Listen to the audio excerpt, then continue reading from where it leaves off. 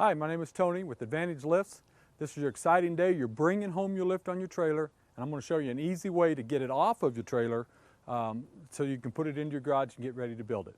Some things you might need to have is a couple of casters to be able to put under there so the lift can move, and then either a material handling lift or a cherry picker engine hoist to help you with the weight. It's two items that would be nice to have to make it a lot easier for you to put it together.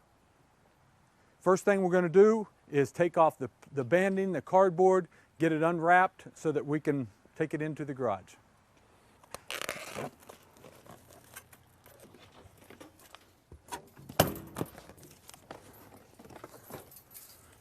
We take lots of care in wrapping the lift, so you can see that it's fully bubble wrapped, shrink wrapped, and cardboard boxed to help you get the product in good shape when it arrives to your home.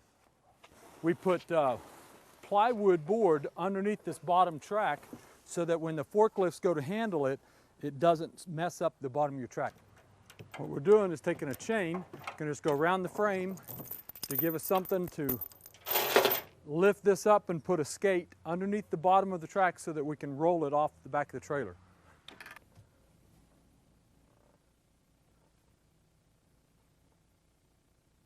So what we're going to do, we're going to pick this end up. I've got my helper on the other end lane. He's going to push. We're going to roll this to the back of the trailer, set this end on a skate over on this side, and then pick that end up and drive the trailer out. Simple. Okay, now that you got the lift inside the garage, it's important to know where you want your power unit to set. You have two choices. It can either be on if the car's setting on the lift, it can be on the driver's side front post or passenger side rear post. This one we're going to set up with it being on the passenger side rear, and it's important that you have a hydraulic fitting that comes out this hole right here. It's important that you know this because your track has to be set in where the power unit is going to be. So the post that the power unit is going to be is right here, and it hooks to this port. So we leave the hydraulic port, the 90-degree inside unhooked so it doesn't get damaged in shipping. So you take the double nut off, put it up through the hole, and insert it through, and then put your jam nut on the back side to hold it in place. And tighten that up with a 3/4 inch wrench. So that means the power unit will be right here at this post, and we'll hook the power hose to this port. Now we're going to unpack everything so that we have just the legs taken out and all the parts. We're going to put all the parts in one spot so you can see them all together.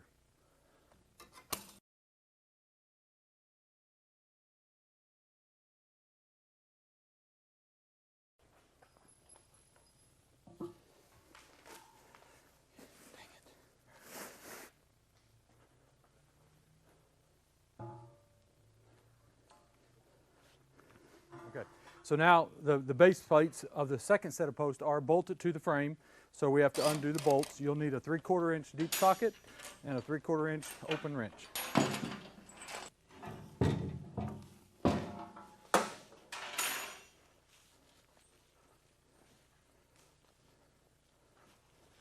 Okay, it's important once you get the post out and stood up that you have the cutouts for the locks on the outside of the lift. So your lift is sitting here, they're on the outside of the lift, as well as the ones over here. So you have a right and a left post, and you need to have it so when you put the cross arms on, the locks line up to the holes in the post. Now we're going to remove the cross arms. 2 people, heavy.